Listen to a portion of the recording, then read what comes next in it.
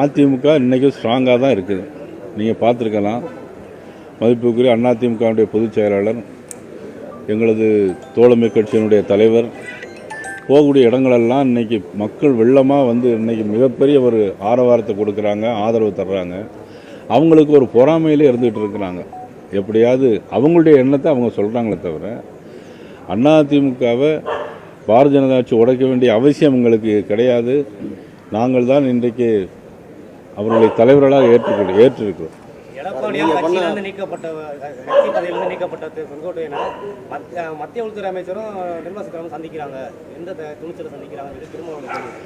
இது சந்திக்கிறது துணிச்சல்லாம் ஒன்றும் வேண்டியதில்லை. யாராவது வந்து அதாவது இல்லை இப்போ என்னன்னா அவங்க போயிருக்கலாம், சந்திச்சிருக்கலாம்.